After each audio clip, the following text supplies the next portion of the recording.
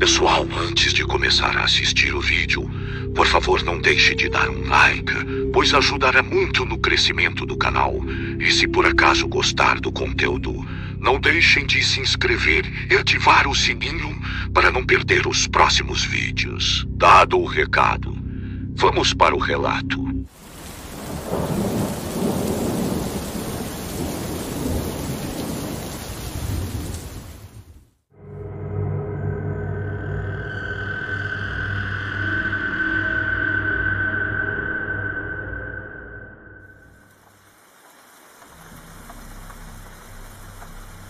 Boa noite, o meu nome é Miguel, eu sou do interior do Rio Grande do Norte e hoje eu tenho 53 anos de idade, mas na época eu tinha 15 anos.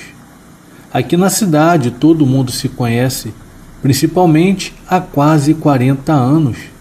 Lembro-me direitinho de tudo, de como começou e como foi durante o passar dos anos. Quem mora no interior sabe do que eu estou falando. A gente escuta todo tipo de história desde criança, mas nunca imagina passar por isso. E infelizmente, eu acabei passando. Na época, ainda vivo, o meu avô tinha um sítio bem grande, que hoje já foi vendido em boa parte. Naquele tempo, toda a família morava nesse terreno, como dizem hoje em dia, na época da vaca gorda. Os meus pais cuidavam dos bichos e eu e os meus irmãos estudávamos de manhã. O resto da tarde era para ajudar em tudo ali. Em meio a uma ajuda e outra, a gente brincava também. Aos fundos do nosso sítio morava um senhor chamado Seu Antônio, muito prestativo e sempre por perto nos ajudando na lida do dia a dia. Em uma época de férias, no meio do ano, o meu avô nos chamou para colocarmos uma cerca nova, já que a nossa estava muito velha. Foi aquele mutirão, todos nós reunidos para ajudar, inclusive o seu Antônio. Como na época a gente não tinha aula, passávamos o dia todo ali para que acabasse logo e sobrasse mais tempo para a gente brincar. Foi nesse contato diário com o seu Antônio que percebemos algo estranho. Ele era todo marcado de cicatrizes. Não há nada de anormal nisso, mas para um homem tão tranquilo, como e onde ele havia arrumado aquele tanto de marcas? Algumas eram bem grandes, diga-se de passagem. O meu pai, como sempre mais falante, o perguntou onde que ele havia arrumado aquelas marcas.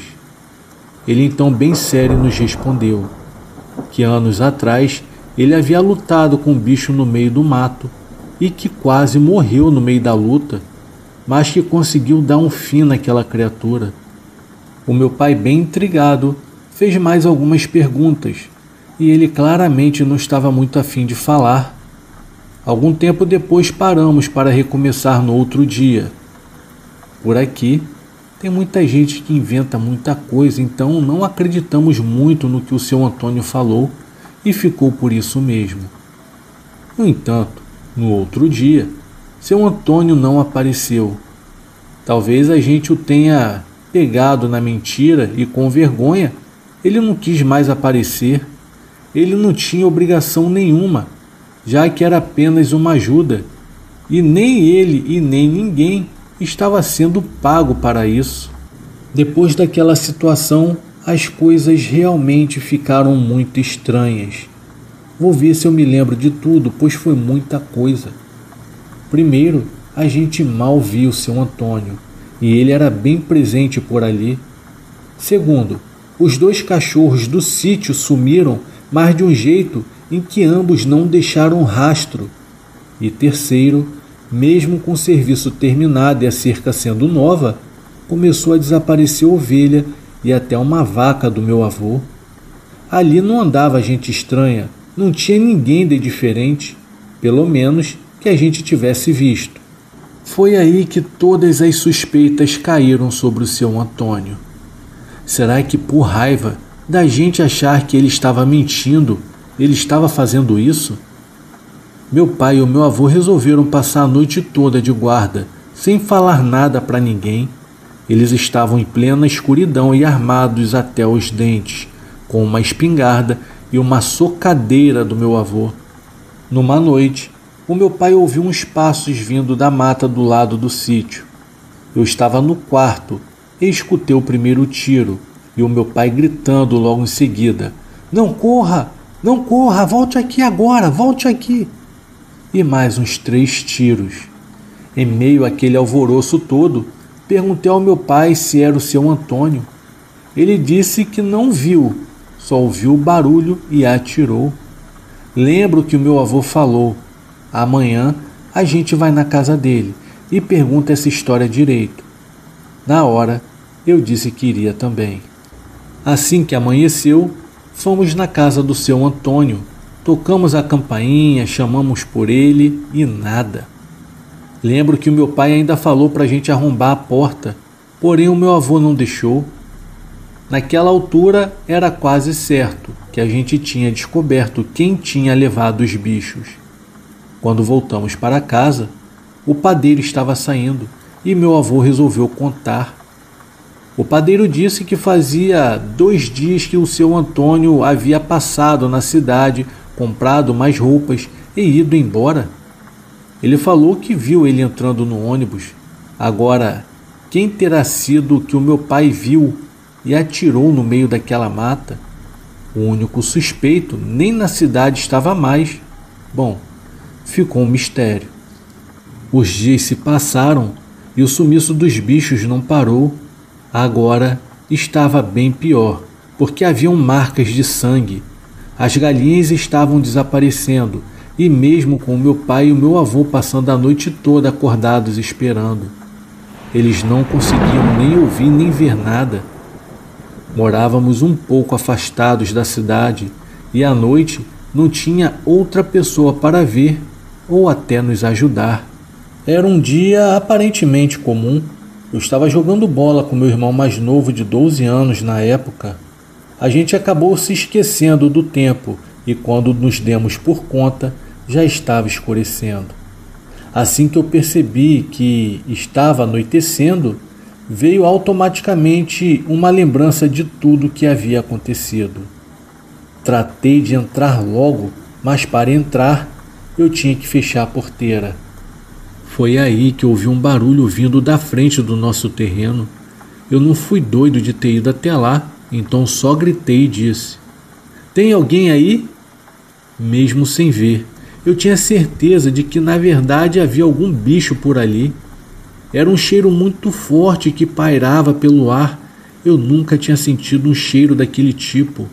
Então eu corri para dentro de casa e quando eu estava entrando, o meu pai estava saindo já com a espingarda na mão. Então eu falei: "Volta, pai, volta pelo amor de Deus." Foi tudo em vão, mas o meu pai me respondeu: "Hoje ou ele ou nós vamos morrer."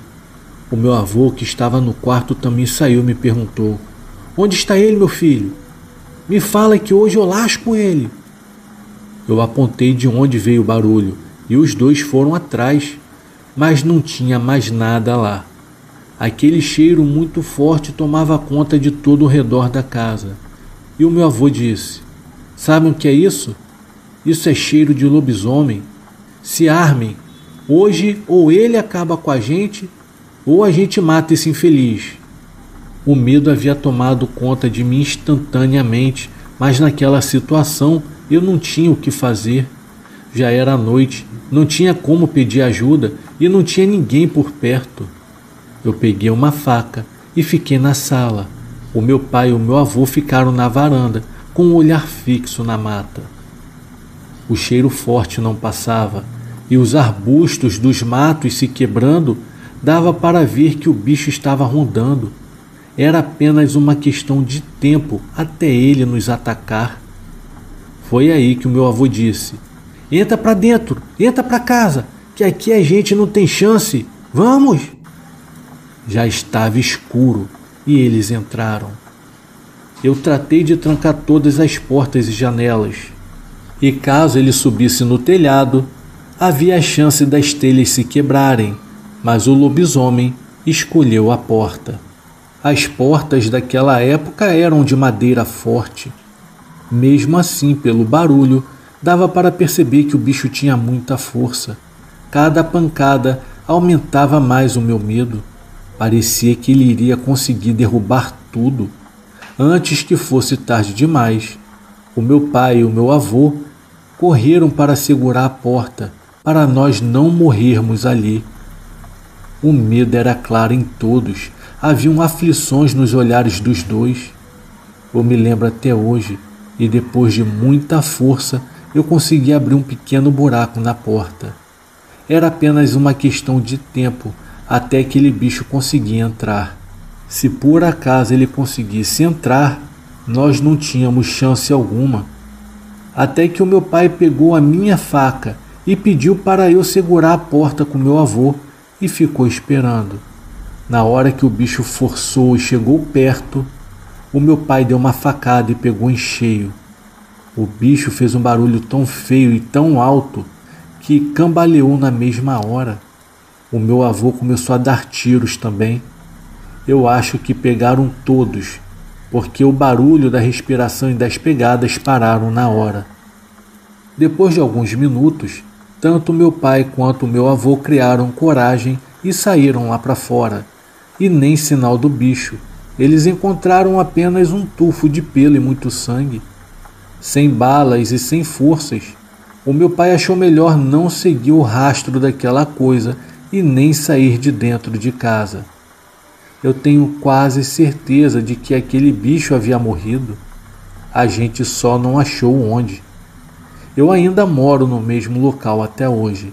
Infelizmente, o meu pai e o meu avô não estão mais entre a gente, mas desde esse dia nunca mais apareceu nada no sítio. Eu ainda acho que era o seu Antônio, pois ninguém mais ouviu falar dele. O que quer que seja aquilo, acho que não voltará mais. Boa noite.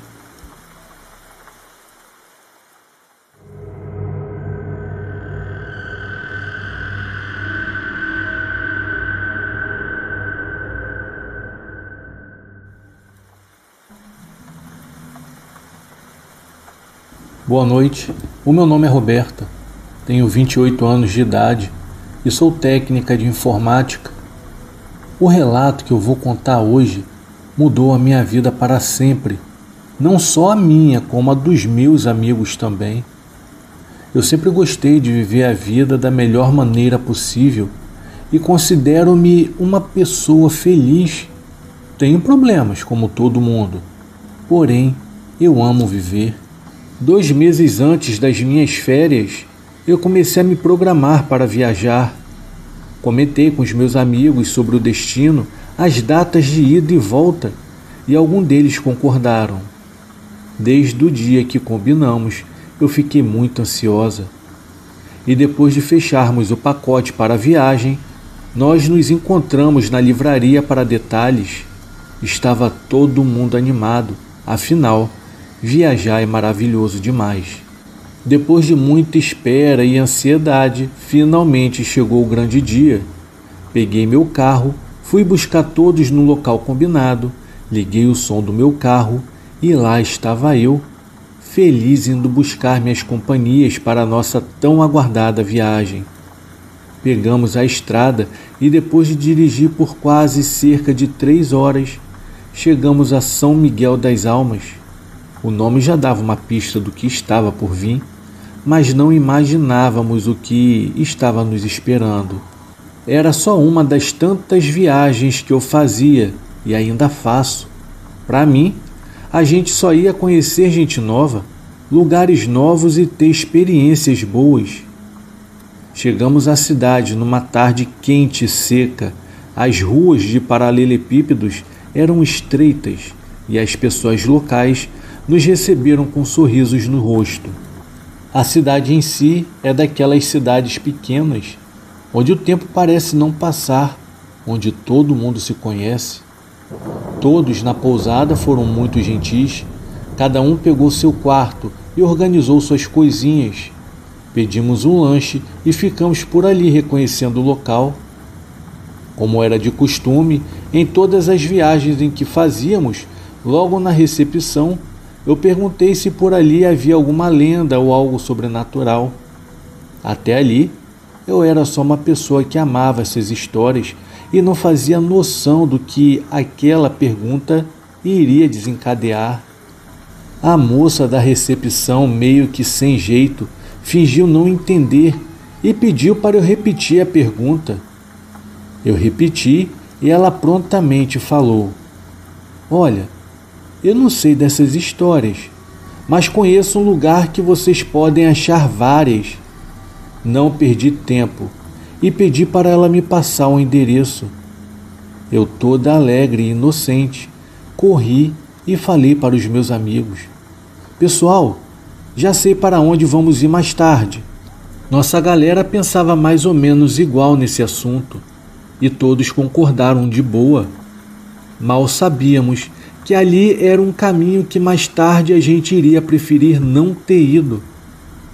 À noite, decidimos sair pela cidade e procurar por histórias locais, coisa de turista mesmo, até mesmo para ver se a história da recepcionista batia, e assim andamos até onde ela havia nos falado. Passamos por 2 estabelecimentos e todos indicaram o mesmo bar. Andamos um pouco mais acima pelas ruas e lá estava o tal bar. O nome era o Beijo da Meia-Noite. Sentados em bancos de madeiras bem rústicos, pedimos algumas cervejas e começamos a conversar com os moradores locais. Ali tinha gente de todo jeito, casais, famílias inteiras com crianças. Era um ambiente bem familiar. Os garçons, todos atenciosos, e a gente estava se sentindo muito bem naquele local. Foi então que Dona Rita, uma senhora de cabelos brancos e um olhar bem misterioso, se aproximou. Ela nos ouviu falar sobre histórias de fantasmas e algumas lendas. A gente sempre gostou de falar sobre essas histórias. Ali eram só histórias mesmo, e para a gente totalmente fora da realidade. A Dona Rita percebeu e decidiu compartilhar uma história que havia sido contada por gerações em sua família. Uma história que fez arrepiar nossos cabelos. Eu gostava tanto de ouvir quanto de falar sobre essas lendas, mas sei lá, algo que aquela senhorinha falou foi diferente, mexeu comigo completamente e com todos da mesa. A Dona Rita nos contou sobre uma antiga lenda local que envolvia uma alma penada chamada Isadora. Dizia-se que Isadora era uma jovem muito bonita e que viveu na cidade há muitos anos atrás. Ela era filha de um rico fazendeiro e tinha tudo que uma garota poderia desejar, exceto a sua liberdade. Seu pai era um homem controlador e muito ciumento, que a mantinha trancada dentro de casa, longe dos olhos curiosos dos rapazes da cidade. Isadora só queria ter uma vida normal, como a de qualquer uma outra jovem. Uma noite, enquanto observava a lua cheia no céu através da sua janela, Isadora fez um desejo. Ela desejava por liberdade, mesmo que isso significasse deixar tudo para trás. O destino, porém, tinha planos diferentes para ela. Na manhã seguinte, Isadora foi encontrada morta em seu quarto. A cidade ficou chocada e triste com a notícia da tragédia. Alguns acreditavam que ela havia tirado a própria vida, mas outros insistiram que era obra de uma força maligna. A lenda dizia que o desejo da Isadora por liberdade era tão forte que a sua alma não conseguiu descansar em paz. Sendo assim, condenada a vagar pela cidade nas noites de lua cheia, buscando a liberdade que nunca conheceu em sua vida. Os moradores nos disseram que desde então muitos deles relataram avistamentos da Isadora. Ela aparecia como uma figura pálida, trajando um vestido branco sempre na noite de lua cheia. Quem a via ficava marcado para sempre. A dona Rita nos disse que havia um rapaz aparentemente normal, que depois de ver a tal aparição ficou louco e nunca mais voltou ao normal. Ficamos intrigados com a história, mas dona Rita nos levou até o antigo cemitério da cidade, onde a Isadora estava enterrada. Era um lugar sombrio, com lápides antigas e uma tumba de pedra desgastada. Estava gravado o nome da Isadora. Decidimos então passar a noite no cemitério. Montamos uma pequena fogueira e começamos a compartilhar histórias de fantasmas para o tempo passar. A noite estava escura e a lua começava a surgir no céu. Foi então que começamos a ouvir ruídos estranhos, passos suaves, como se alguém estivesse caminhando sobre as folhas secas. Olhamos ao redor nervosos e então vimos uma figura se aproximando lentamente. Ela caminhava de maneira diferente, tinha a forma de uma pessoa, mas parecia que flutuava em vez de caminhar. Eram as mesmas características da Isadora e, para o nosso espanto, sim, era ela. Ela estava vestida com o mesmo vestido branco da lenda. Ela caminhava na nossa direção. O que era apenas uma história de terror deixou de ser para se tornar uma grande realidade. E essa realidade estava ali na nossa frente. Ficamos paralisados de medo, incapazes de nos mover. A Isadora passou pela gente, olhando-nos com tristeza, como se estivesse presa em um tormento eterno. Seus sussurros eram impossíveis de entender, mas sentimos a melancolia em suas palavras. Era visível o desespero de todos naquele momento. Todo mundo ficou incapaz de mover um músculo sequer. Foi uma sensação terrível. Depois de um tempo, o que pareceu ser uma eternidade, a Isadora desapareceu na escuridão da noite. Ficamos ali tremendo de medo, mas também com uma sensação de compaixão por essa alma penada que buscava a liberdade que lhe foi negada em vida. Passar por uma experiência sobrenatural é algo que nem a melhor das mentes consegue imaginar. É uma mistura de medo, importância, calafrios e falta de ar. Você não tem força para falar e nem fazer nada. Se eu pudesse voltar no tempo, eu nunca teria ouvido aquela história e muito menos teria ido até o cemitério. Isso até me serviu como uma lição. Eu não falo mais sobre essas coisas. Quando alguém vem me falar, eu faço questão de não querer ouvir, ou até mesmo eu me retiro do local. Depois de um certo tempo em que conseguimos absorver aquela situação, saímos para fora do cemitério. Cada um fez uma oração e ficou combinado que nunca mais tentaríamos fazer algo parecido nas próximas viagens. Todos viram a Isadora. Não foi algo distante, foi algo real e concreto. Ela caminhou ao nosso lado e todos sentiram aquele clima pesado. Foi a pior sensação de toda a minha vida. Nunca mais voltamos a São Miguel das Almas. A experiência foi assustadora demais para enfrentar novamente, mas a lenda da Isadora continuaria a assombrar as noites de lua cheia como uma história que nunca seria esquecida. Boa noite.